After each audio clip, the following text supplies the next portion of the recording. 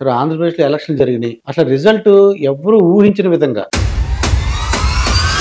మరి అవమానకరంగా జవహర్ రెడ్డి గారిని ఇవాళ ఆయన్ని లీవ్ మీద ఎళ్ళమని చెప్పారండి.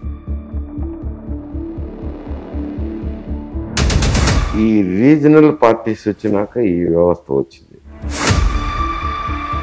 జగన్మోహన్ రెడ్డి గారు ఏం చేశారండి? ఎవరిని కలవరు ఆయన కూడా. కానీ ఒక 80 మంది ఎమ్మెల్యేలు మార్చారు.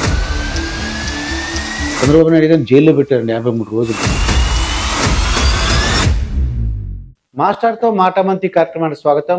నేను మీ మాస్టర్ దుర్గా ప్రసాద్. ఈరోజు మనతో పాటు మాజీ హోమ్ మినిస్టర్ మైసూర్ రెడ్డి గారు ఉన్నారు. సార్ నమస్కారం సార్. సార్ ఆంధ్రప్రదేశ్‌లో ఎలక్షన్‌లు జరిగినాయి. అసలు రిజల్ట్ ఎవ్వరు ఊహించని విధంగా అంటే అటు అధికార పార్టీ గానీ, లేదంటే ప్రతిపక్షంలో ఉన్నటువంటి చంద్రబాబు నాయుడు గారు గానీ ఊహించలేదు. ఇది మీకు ఏమనిపించింది? మీరు ఏమనుకున్నారు? ఇప్పుడు ఈ రిజల్ట్ చూసింది మీకు ఏమంటారు మీరు? ఇప్పుడు రిజల్ట్ అంటే నేను 3 మాసాల కిందట 4 మాసాల కిందటే చెప్పాను. గతంలో జనసేన పార్టీ తెలుగుదేశం పార్టీ కలుస్తాయా లేదా అని ఒక చర్చ జరుగుతుంది. అతన్ని అరెస్ట్ చేసిన తర్వాత చంద్రబాబు నాయుడు గారిని జైలుకు వెళ్ళి పవన్ కళ్యాణ్ గారు, బాలకృష్ణ గారు, లోకేష్ గారు వెళ్ళి బయటకు వచ్చిన తర్వాత మేము కలిసే పోటీ చేస్తాము, వైఎస్ఆర్సీపీ వ్యతిరేకమైన ఓటు చీలనివ్వమన్నారు. ఆ తర్వాత నేనైతే అసెస్మెంట్ చేసి చెప్పాను, ఈ పరిణామం అయితే వైఎస్ఆర్సీపీకి ఇబ్బందికరమే, ఇది కొంచెం వాళ్ళ కూటమికి అడ్వాంటేజ్ ఉంటుంది కలిసి పోటీ చేస్తుంది. సరే ఉండంగా ఏదో బీజేపీని కూడా కలుపుకున్నారు అనుకోండి. బీజేపీని కలుపుకుంటే ఎందుకంటే ఇక్కడ కోస్తాంధ్రలో అయితే నష్టము లేదు, లాభము లేదు. కానీ రాయలసీమలో కొన్ని నియోజకవర్గాల్లో మైనారిటీ సోదరులు ఉన్నారు. వాళ్ళు కమలం గుర్తు వచ్చిన వాళ్ళకు వేయాలంటే వేయరు.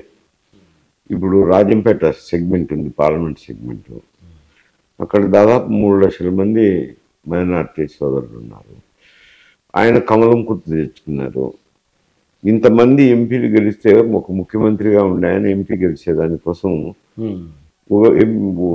కష్టపడినా ఓడిపోయినాడు. అంటే కొంత నష్టం జరుగుతుంది. ఎందుకో వాళ్ళకు బీజేపీ అంటే సరిపోదు, కొంత మొండిగా వేస్తారు.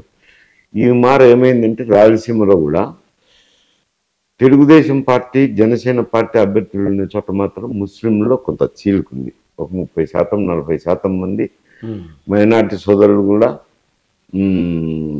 కూటమికి, ఎన్డీఏ కూటమికి వేసినారు.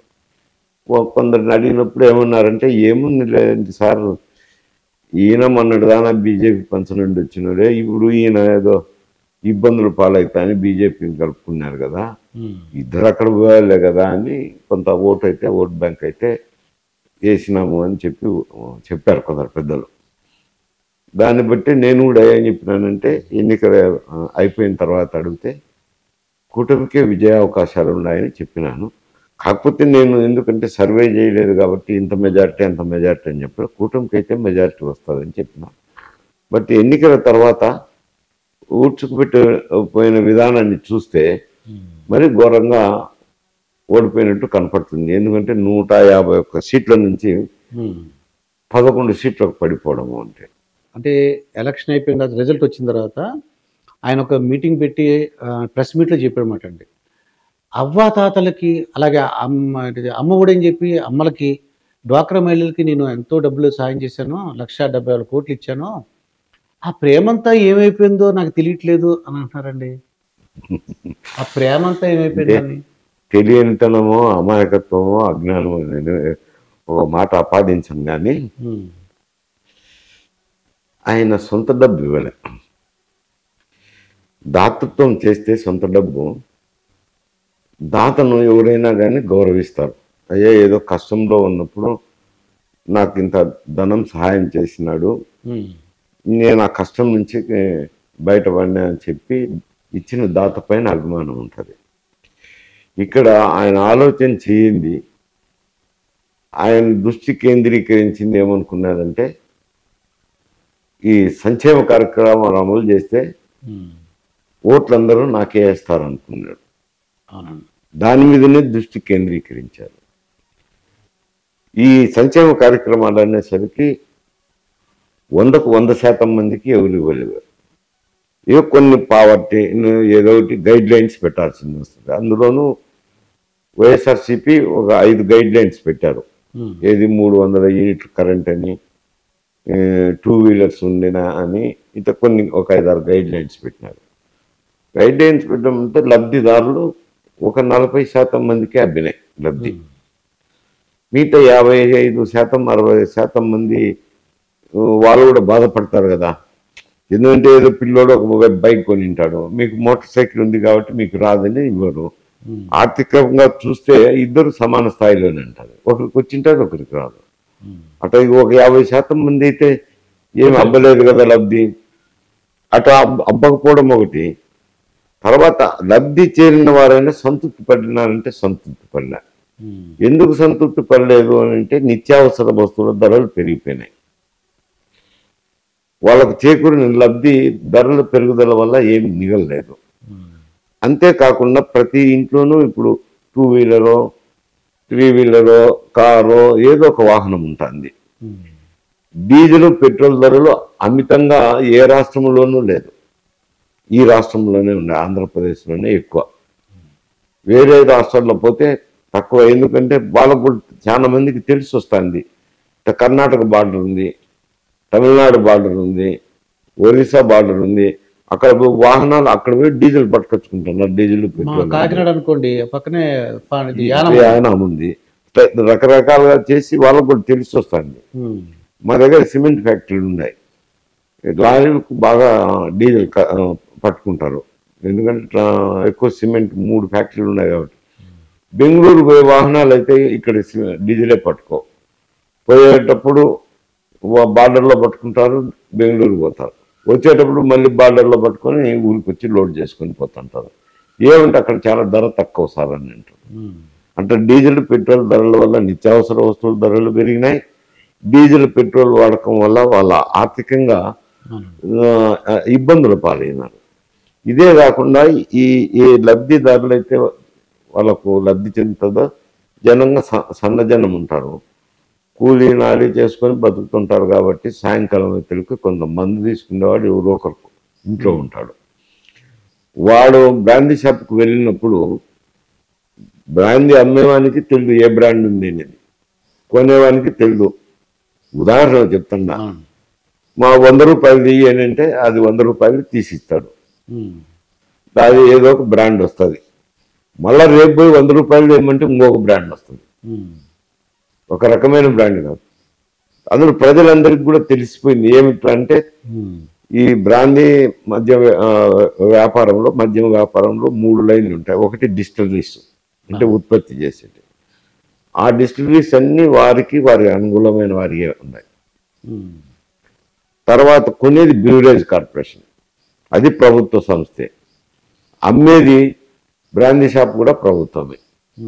కానీ క్యాష్ ట్రాన్సాక్షనే, బిల్లులా పాడులా ఏమి అంతా క్యాష్ ట్రాన్సాక్షన్. అంటే అర్థం చేసుకోండి మొత్తం. అది 50 రూపాయలు ఉంటే చీప్ లిక్కర్ 200 రూపాయలు పెట్టినది. అంటే ఇక్కడ లబ్ధి చేకూర్చినా ఆ లబ్ధి అంతా అక్కడే పోతుంది.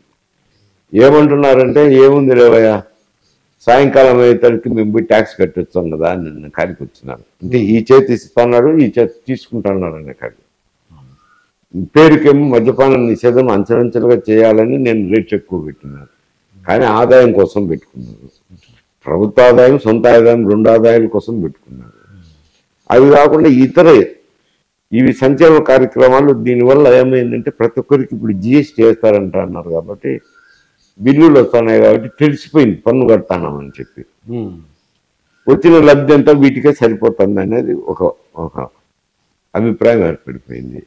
మిగిలిన పరిపాలన ఏమన్నా బాగుందా అని అంటే రెవెన్యూ వ్యవస్థ అంతే. పోతే పోలీస్ యంత్రాంగం చూస్తే అధికార పక్షానికే కొమ్ము కాసే పరిస్థితి. న్యాయము అనే పరిస్థితే లేదు పోలీస్ స్టేషన్లో.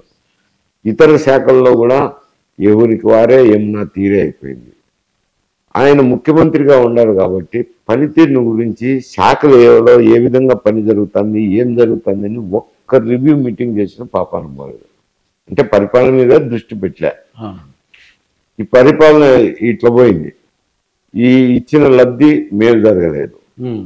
ఇంకా ధరలు చూస్తామంటే ఇసుక మీద ఏదో ఇసుక కొద్ది తోలుకుంటే వానికి ట్రాక్టర్ 4,500 పడుతుంది.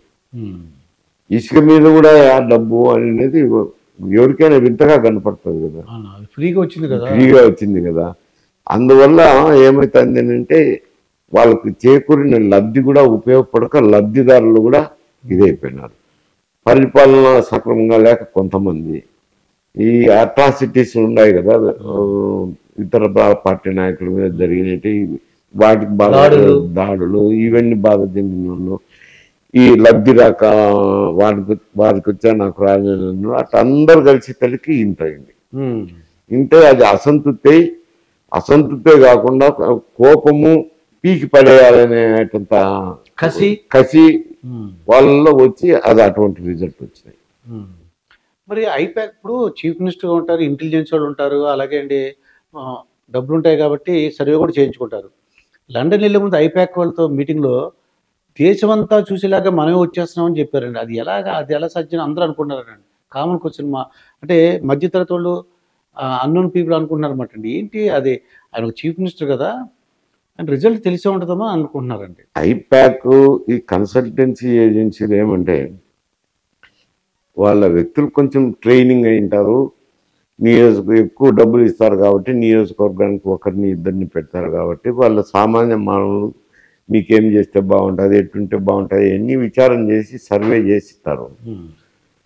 సర్వే చేసి ఈ స్కీములు పెడితే బాగుంటాయండి, ఇవన్నీ పెడితే బాగుంటాయని అడ్వైజ్ ఇవ్వడం. రెండోది ఇక్కడ బలహీనంగా ఉంది, మీరు దాన్ని స్ట్రెంగ్తన్ చేసుకునే దానికి ఆలోచన చేయండి అని ఇటువంటి సలహాలు ఇస్తుంటారు. ఇటువంటి సలహాలు అవి నచ్చకపోయినప్పుడు ఏం చెప్తారు అని అంటే వాళ్ళకు సర్వే రిజల్ట్స్ సక్రమంగా రాకపోయినా ఏమంటే కొంచెం ఇబ్బందికరంగా ఉంది పరిస్థితి, మరింత ఎఫర్ట్ పెట్టాలా అనేది పరోక్షంగా చెప్తారు. అంతేగాని నువ్వు ఓడిపోతాడావు అని ఏ సంస్థ చెప్పదు. ఒకవేళ తెలుసున్నా సరే చెప్పరంటారా? ఒకవేళ తెలిసినా కానీ ఏదో కొంచెం ఇబ్బందికర పరిస్థితి ఉండండి, మరింత ఎఫర్ట్ పెట్టాల్సింది ఉంటుంది అని ఏదో వాళ్ళకు వచ్చిన భాషలో వాళ్ళు చెప్తారు. ఇంటెలిజెన్స్ వాళ్ళు కూడా అలా చెప్తారు. ఇంటెలిజెన్స్ అంతే, పోలీస్ ఇంటెలిజెన్స్ విభాగం కూడా అట్లే చెప్తారు. కాకపోతే ఇప్పుడున్న ఐపాక్ మీద కొన్ని ఆరోపణలు ఉన్నాయి. సోషల్ మీడియాలో ఏదో వేరే రకంగా ప్రచారాలు కూడా వాళ్ళ ఐపాక్ ప్రతినిధులే సామాన్య మానవుల ప్రజల మాదిరి వేషాలు వేసుకొని మాకు జగన్ అంటే మీదని ఇటువంటివన్నీ ప్రచారాలు చేసినారు. వాళ్ళ మీద కేసులు పెట్టాలని కొందరు తెలుగుదేశం నాయకులు ఏదో ఉండేది నేను పత్రికల్లో కూడా చూసినాను. అటువంటి చేయకూడదు, మరి చేసినారని చెప్తున్నారు. మరి వాళ్ళ అధికారంలోకి వచ్చినాక ఏం జరుగుతుందో. ఇప్పుడు జవహర్ రెడ్డి గారు ఉన్నారండి, ఏసీఎస్ అంటే గౌరవప్రదమైన పొజిషన్, చీఫ్ సెక్రటరీ అంటే గౌరవప్రదమైన ఎల్వి సుబ్రహ్మణ్యం గారు చాలామంది గౌరవప్రదంగా వాళ్ళు పక్కకు తప్పుకున్నారండి. మరి అవమానకరంగా జవహర్ రెడ్డి గారిని వాళ్ళ ఆయన్ని లీవ్ మీద వెళ్ళమని చెప్పారండి. అలాగే కొంతమంది పెద్ద పెద్ద ఐపీఎస్ ఆఫీసర్ని కర్టసీగా అంటే కలుసుకుంటామండి కాబోయే చీఫ్ మినిస్టర్ గారు అంటే ఆయన కూడా రిజెక్ట్ చేశాడు. ఆయన కొల్లి రఘురామరెడ్డి అంటే సంజయ్ అన్న, ఆయన సీతారామంజనేయులు, ఇటువంటి ఐపీఎస్ ఆఫీసర్స్ అండి. ఇంత దారుణంగా వాళ్ళు అవమానకరంగా ఎందుకలా ప్రవర్తించారు సార్ వాళ్ళు? ఇప్పుడు చెప్పినాను కదా, ఈ రీజనల్ పార్టీస్ వచ్చినాక ఈ వ్యవస్థ వచ్చింది. ఇంతకుముందు మేము కాంగ్రెస్ ప్రభుత్వం ఉన్నప్పుడు మేము కూడా మంత్రులుగా పనిచేసినాం. నేషనల్ పార్టీస్ ఉన్నప్పుడు మేము మంత్రులు స్వతంత్రంగా ఆ శాఖకు సంబంధించి నిర్ణయాలు తీసుకునేవాళ్ళం. ఏదైనా పెద్ద పెద్ద నిర్ణయాలు తీసుకోవాల్సి వచ్చినప్పుడు ముఖ్యమంత్రి గారితో చర్చించి తీసుకునేవాళ్ళం. ఇప్పుడు ఏమైంది అంటే ఈ రీజనల్ పార్టీస్ వచ్చినాక ఈవెన్ తెలుగుదేశం కానీ, వైఎస్ఆర్సీపీ కానీ, అక్కడ బెంగాల్ మమతా కానీ, డిఎంకే కానీ, ఎక్కడైనా కానీ, టీఆర్ఎస్ కానీ, ఎక్కడైనా కానీ చీఫ్ మినిస్టర్ ఆఫీస్ను ఫోర్టిఫికేషన్ చేసినారు. ఈవెన్ గుజరాత్లో మోడీ గారు ఉన్నప్పుడు కూడా చీఫ్ మినిస్టర్ ఆఫీస్లోనే అప్పుడు ఒక ఇద్దరు పిఏలు ఒక పిఎస్ ఉండేవారు. ఏదో ఒక ప్రిన్సిపల్ సెక్రటరీ ఓఎస్డీగా తీసుకునేవారు. అప్పుడు ప్రసాద్ ఎస్వికే ప్రసాద్ అని ఉండేది, ఎస్వి ప్రసాద్ ఏదో కొంచెం పబ్లిక్ రిలేషన్స్ ఉన్నాయి, వారిని తీసుకునేవారు. వాళ్ళు ఫైళ్ళ మీద ఏదైనా సలహాలు చెప్పేవాళ్ళు, పరిపాలన మీద సలహాలు చెప్పేవాళ్ళు. ఇప్పుడు అలా కాదు, చీఫ్ మినిస్టర్ ఆఫీస్లోనే ఒక 5-6 మంది ప్రిన్సిపల్ సెక్రటరీలు వేసుకుంటున్నాను. వేసుకొని ఆ ప్రిన్సిపల్ సెక్రటరీలకు శాఖలు కేటాయిస్తున్నారు. మంత్రులకు శాఖలు కేటాయించినట్టు ఈ 3 శాఖలు మీరు, ఈ 3 శాఖలు మీరు అని శాఖలు. ఇక్కడ నుంచి సీఎం ఆఫీస్ నుంచి సెక్రటరేట్ కానీ అటు కలెక్టరేట్ కానీ వాళ్ళ దగ్గర నుంచి ఆదేశాలు పోతేనే ఫైల్ కదులుతాయి, పరిపాలన సాగుతుంది. అంటే ఒక విధమైన in the name of democracy authoritarian rule ఉన్నది. అవి రీజనల్ పార్టీస్ ఉన్న ప్రతి రాష్ట్రంలోనూ ఇట్లే జరుగుతుంది. గుజరాత్లో కూడా మోడీ గారు ముఖ్యమంత్రిగా ఉన్నప్పుడు ఇదే జరిగింది. ఇప్పుడు ఆ పద్ధతి, ఆ ధోరణి ఈవెన్ గవర్నమెంట్ ఆఫ్ ఇండియాకు కూడా వచ్చింది. మోడీ నుంచో షా నుంచో ఏదన్నా ప్రైమ్ మినిస్టర్ ఆఫీస్ నుంచో ఆదేశాలు పోతేనే ఫైల్ కదిలే పరిస్థితి ఏర్పడిపోయింది. దీనివల్ల ఒక విధమైన అథారిటేరియన్ రూల్ వచ్చినప్పుడు ఈ యంత్రాంగం కూడా జాగ్రత్తగా ఉండకుండా ముఖ్యమంత్రి ఆఫీస్ ఆదేశాల ప్రకారం ఏ విధంగా చేస్తే ఆ విధంగా చేస్తాం. చూడండి, ఒక కేసు చెప్తానంటే చాలా జరిగినాయి, నేను అవన్నీ చెప్పాలంటే కూడా కష్టము. శాంపుల్గా రఘురామరాజుదే తీసుకున్నాం. రఘురామరాజు ఆయన ఎంపీ గారిని అరెస్ట్ చేసి రిమాండ్ ఖైదీగా ఉన్నప్పుడు ఆయన నడవలేని పరిస్థితి వరకు ఒక ఐజీ ఆఫీసర్ వచ్చి కొట్టడం, 3rd డిగ్రీ మెథడ్ ఉపయోగించి విచారణ చేయడం అంటే అర్థం ఏం చేసుకోవాలా? అంటే ఏ విధంగా కొనసాగిందో పరిపాలన అర్థమైంది. అందువల్లనే ఇటువంటి ఆఫీసర్లు ఒంటెత్తి పోయినాక వాళ్ళకి ఇంటర్వ్యూలు రావాలంటే వాళ్ళే జాగ్రత్తగా ఉండాల్సింది. ఎందుకు అని అంటే ప్రభుత్వం మారే 6 మాసాల ముందున్న కొంచెం వాళ్ళ వరవడి తగ్గించుకొని ఏదో అనుబంధాన్ని క్రియేట్ చేసుకోవాల్సింది. న్యూట్రల్ పోచర్ కన్నా పోయింటే ముందంటే ప్రభుత్వం చెప్పినది చేయాలా, ఈ 6 మాసాలు అంటే ఏ ప్రభుత్వం వస్తుందో అని న్యూట్రల్గా ఉన్నారులే అనేది కొంచెం గౌరవం ఇస్తారు. 1 సైడెడ్గా పోయేసరికి ఎన్నికల వరకు కూడా గెలుస్తుందనే దృక్పథంలో 1 సైడ్ పోయేసరికి ఎవరైనా అపాయింట్మెంట్ ఇవ్వరు కదా, అది సహజమే. అది జగన్మోహన్ రెడ్డి ఉన్నా ఇవ్వడు, చంద్రబాబు నాయుడు ఉన్నా ఇవ్వరు. ఆయన అరెస్ట్ చేసిన ఆయన పోయి తలుపు కొట్టి నేను కలుపుతానంటే ఎవరు ఇస్తారు ఇంటర్వ్యూ? ఇప్పుడు ఆయన అరెస్ట్ చేయాలనుకోండి, లేచిన తర్వాత అరెస్ట్ చేయొచ్చు కదా, ఉడుకున వాళ్ళు లేపేసి ఎట్టన్నా అరెస్ట్ చేయని దానికి ప్రధానం అంటూ ఉంది కదా. ఒక ముఖ్యమంత్రిగా పనిచేసినాడు, ఆయన అరెస్ట్ చేసే విధానం అంటూ ఒకటి ఉంది. చేసిన వ్యక్తి ఆయన ముఖ్యమంత్రి కాగానే మళ్ళీ దండం పెట్టిన పోతే ఎబ్బెట్టుగా లేదా అంట, ఊరికి పక్కనన్నా ఉండాలా అటువంటి. ఇప్పుడు మొన్న బీఆర్ఎస్ తెలంగాణలో చూసామండి, బీఆర్ఎస్ ఎందుకు ఓడిపోయిందంటే ఎమ్మెల్యేలు కానీ ఎంపీలకు కానీ ప్రజలకు కానీ ఆయన కలుసుకోలేదట కేసీఆర్ గారు. అలాగే ఇంకోటి ఏంటంటే వాళ్ళు అందరూ కలుసుకోకపోవడం, తర్వాత వింత పోగడలు అంటే మీరు చెప్పినట్టు నియంత్రిత పోగడలతో ఉన్నారు. మరి అదే పద్ధతి ఎందువల్ల అదే పద్ధతి అవలంబించారంటారు. ఎమ్మెల్యేలు కూడా కంప్లైంట్లు వచ్చిన 100 మంది ఎమ్మెల్యేలు కూడా వాళ్ళని కంటిన్యూ చేశారంట. జగన్ రెడ్డి గారు ఏం చేశారంటే ఎవరిని కలవరు, ఆయన కూడా ఎమ్మెల్యేలు కలవరు, మినిస్టర్లు ఎవరిని కలవరు. కానీ ఒక 80 మంది ఎమ్మెల్యేలు మార్చారు. ఇక్కడ మార్చలేదు తెలంగాణలో, అక్కడ మార్చారు. అయినా సరే ఇద్దరికి ఒకటే రిజల్ట్ అండి. ఇంకా ఘోరమైన రిజల్ట్ ఏపీలో. ఇది ప్రజాస్వామ్యం, డిక్టేటర్షిప్ కాదు, రాజ్యాలు కాదు. ప్రజల నుంచి గెలిచి వచ్చినాం కాబట్టి ప్రజల సమస్యలు తెలుసుకోవాల్సిన అవసరం ఉంది. ముఖ్యమంత్రి అన్నాక శాసనసభ్యులు, మంత్రులు, కొంత జిల్లా అధికారులు, సామాన్య ప్రజలు కూడా వచ్చి కలవాలనుకుంటారు. కొందరు ముఖ్యమంత్రులు అయితే కనుక 1 గంట 2 గంటలో ఉదయమో సాయంకాలం ఇప్పుడు కేటాయించి ప్రజల దగ్గర నుంచి వినతి పత్రాలు తీసుకొని ఏదో రిమార్క్స్ రాసి పంపించేవాళ్ళు. చీఫ్ మినిస్టర్ ఆఫీస్ నుంచి వచ్చినాయంటే కూడా స్థానిక యంత్రాంగం, జిల్లా యంత్రాంగం కానీ రాష్ట్రంలో ఉన్న సచివాలయం కానీ కొంత జాగ్రత్తలు తీసుకునేవాళ్ళు. ప్రజలు వాళ్ళకున్న ఇబ్బందులు తెలిసేటి ఏం జరుగుతుందని ముఖ్యమంత్రి గారికి కూడా ఒక అవగాహన ఉంటుంది.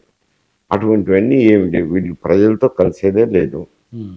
శాసనసభ్యులకు ఇంటర్వ్యూలు లేవు, మంత్రులు ఎప్పుడో ఏదో పోవాల్సిందే.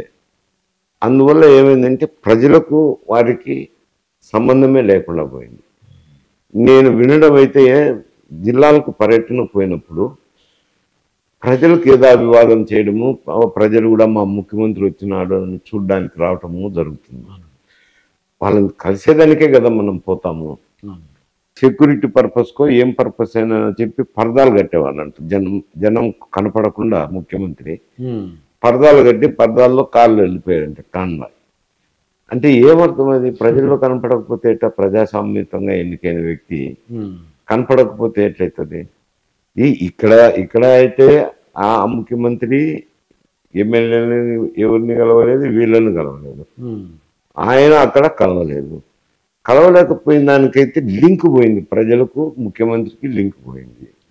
లింక్ పోవడంతో లింక్ పోవడమే కాకుండా మీరు ఇంకొక మాట అన్నారు, ప్రజల అభిప్రాయం ఉంది ప్రజల్నే కలవరు.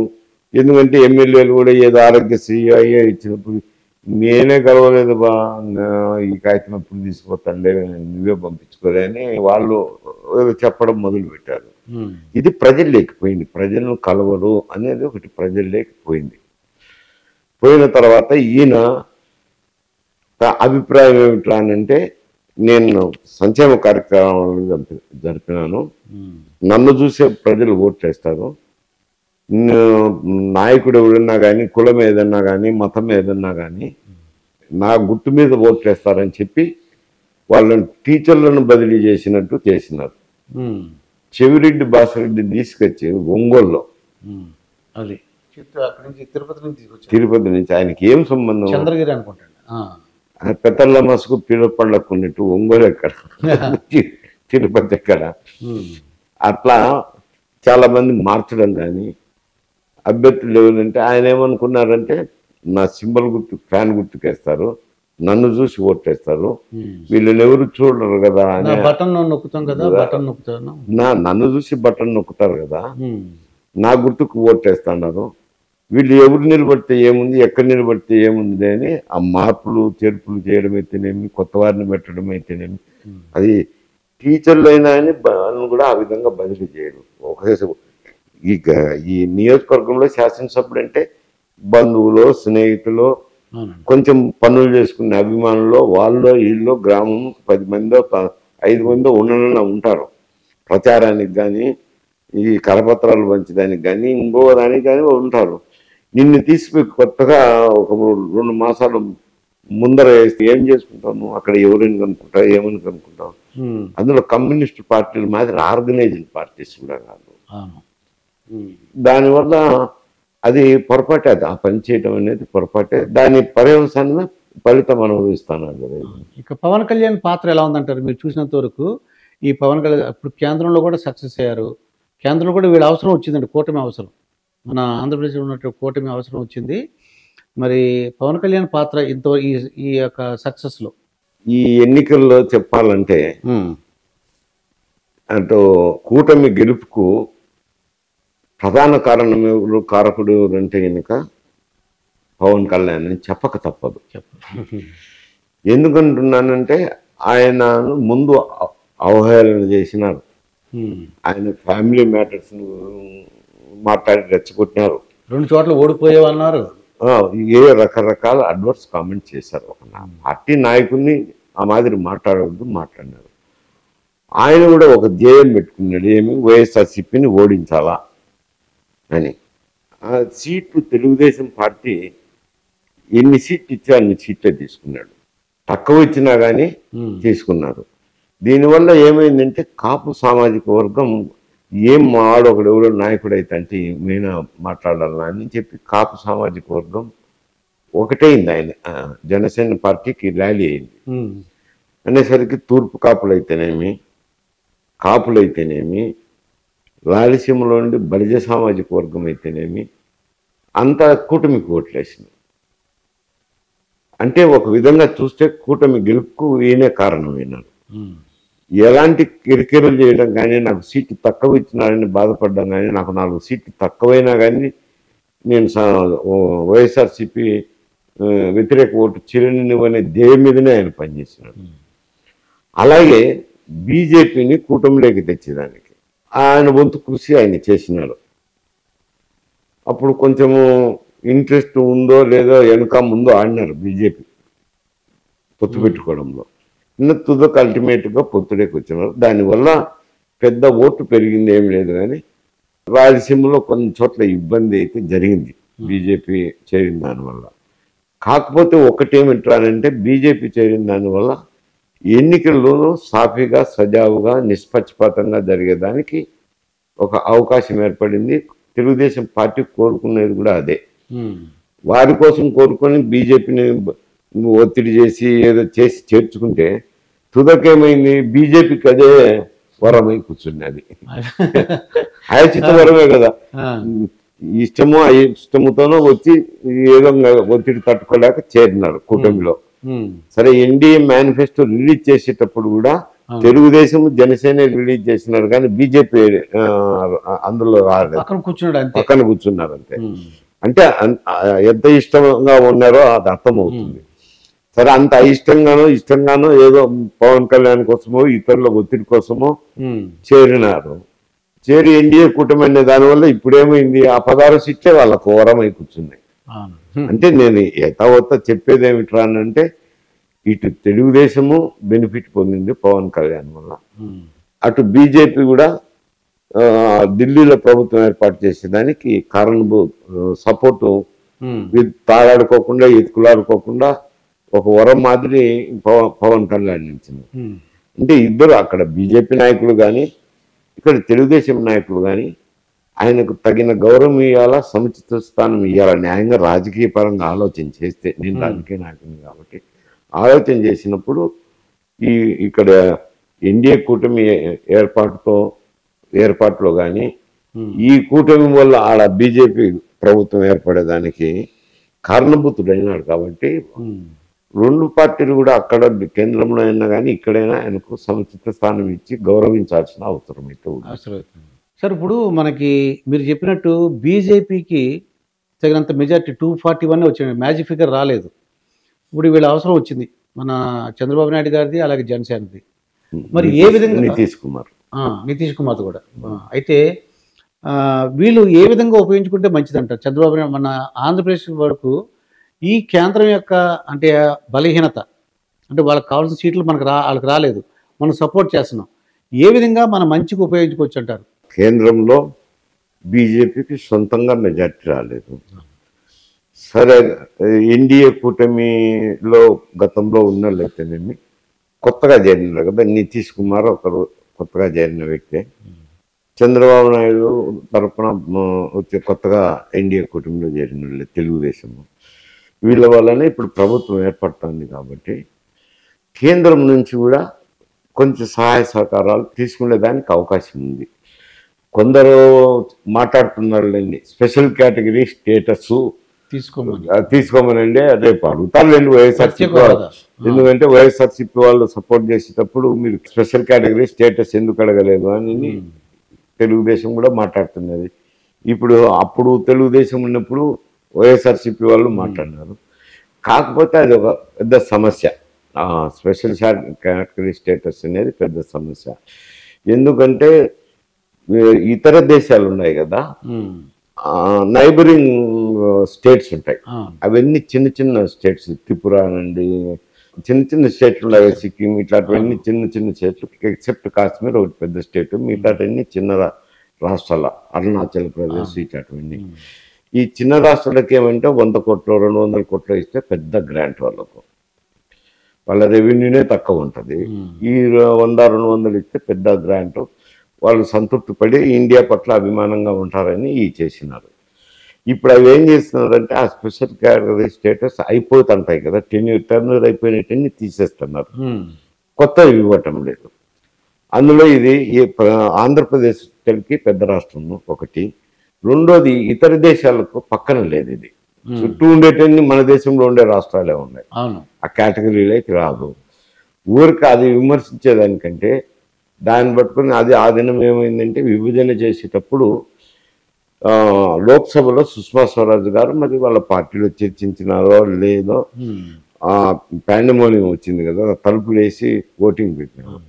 అప్పుడు ఆమె బీజేపీ సభ్యులు టోటల్గా మద్దతు తెప్పినారు విజయవాడకు.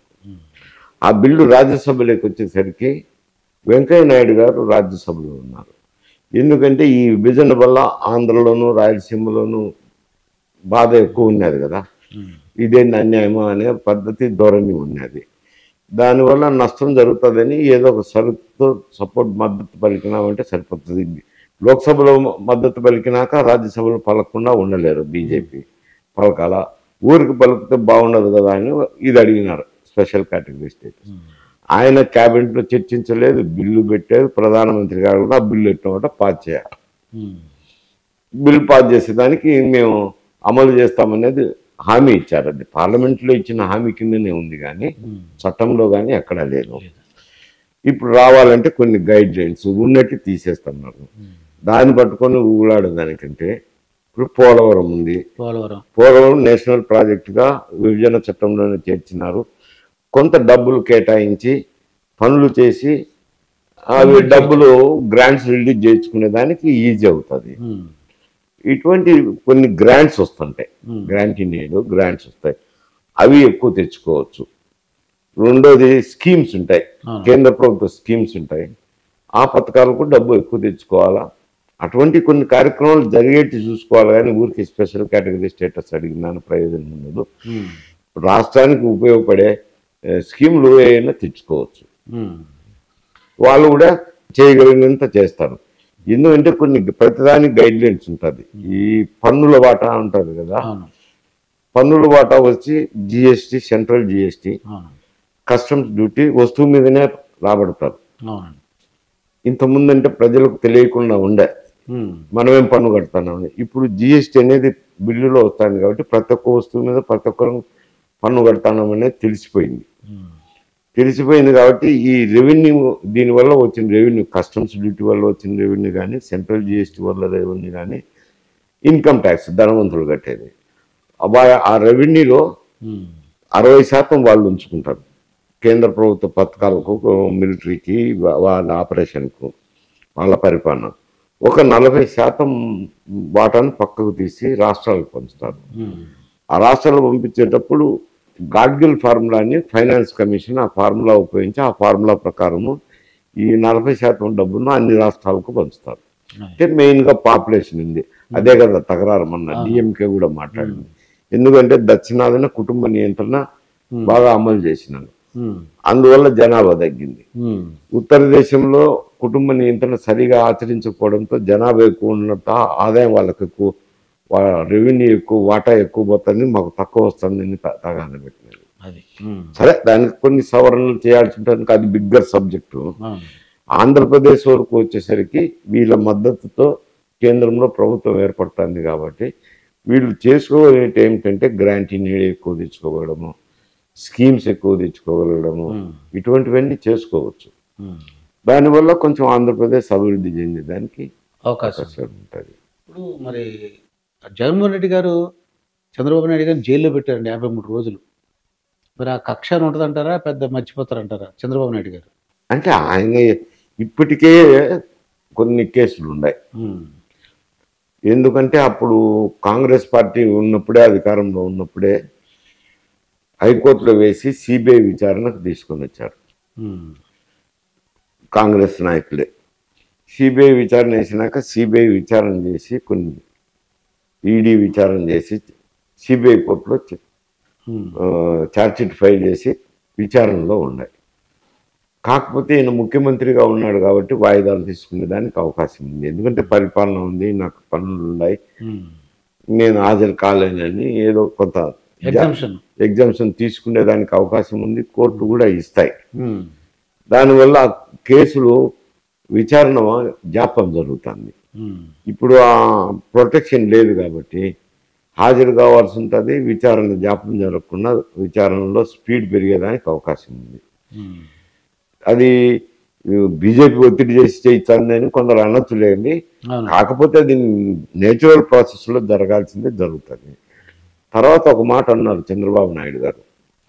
ఏమన్నారంటే, మనకు తెలిసినేటి కొన్ని పత్రికలకు కానీ మనకు కానీ తెలిసినేటి కొన్ని, ఇంకా చాలా కుంభకోణాలు ఉన్నాయి, ప్రభుత్వంలోకి వచ్చినాక అవన్నీ తీస్తాము, బయటకు తీస్తాము అని ఒక మాట అన్నారు.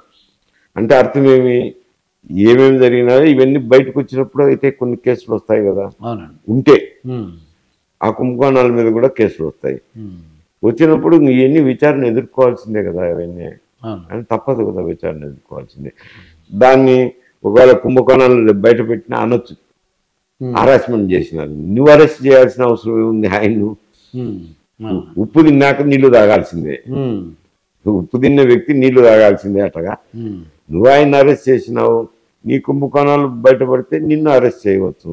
ఉమ్, దాని హరాస్మెంట్ అని నేను అందేను. ఉమ్, నువ్వేమీ చేయలేకపోతే ఆయన ఒకవేళ నువ్వు అరెస్ట్ చేసినావు, ఆయన దగ్గర స్కిల్ డెవలప్మెంట్ తప్పు ఉంది అనుకున్నావు, ఉమ్, విచారణ జరిపించినావు, ఏదో కేసు పెట్టించినావు, అరెస్ట్ చేయించినావు. నువ్వు చేయించినావో కింద అధికారులు చేసినారో అది వేరే సమస్య. ఉమ్, ఇప్పుడు రేపొద్దున అయినా కానీ ఈ ఫైల్ అనేది ఇక్కడ వచ్చినాయి కదా, ఉమ్, మేడిగడ్డది ఒకటి, అవును. ఆ ఎమ్మెల్యేలు అది కలిసిన ఫోన్ చోట ట్యాపింగ్. ఫోన్ ట్యాపింగ్ ఉమ్, ఇవన్నీ వచ్చినాయి కదా. అవును. అట్లా బయటకు రావచ్చు. అక్కడ కూడా గొర్రెల పంపిణీలో జరిగిన మోసాలు అట్లా కూడా కొన్ని రావచ్చు. తెలంగాణలో వచ్చినట్టే అక్కడ కూడా రావచ్చు. రావచ్చు విచారణ జరిగినప్పుడు. ఉమ్, పత్రికల్లో బయట రాకుండా ఉంటాయి. మంత్రిమండలి ఏర్పడినాక ఫైల్ అన్ని రావాల్సిందే. ఏమేమి జరిగింది సమగ్రంగా విషయాలు తెలుస్తాయి. అవి బయటకు వచ్చినప్పుడు కొన్ని కేసులు ఎదుర్కోవాల్సిందే. దాన్ని హరాస్మెంట్ అండేమో. ఉమ్, తప్పులు చేసినాక ఉమ్. అనుభవించాల్సిందే అంట. అదే ఇదండి మాజీ హోంమంత్రి మైసూరా రెడ్డి గారితో జరిగిన ఇంటర్వ్యూ. మరొక ఇంటర్వ్యూతో మీ ముందుంటాను. మీ మాస్టర్ దుర్గా ప్రసాద్.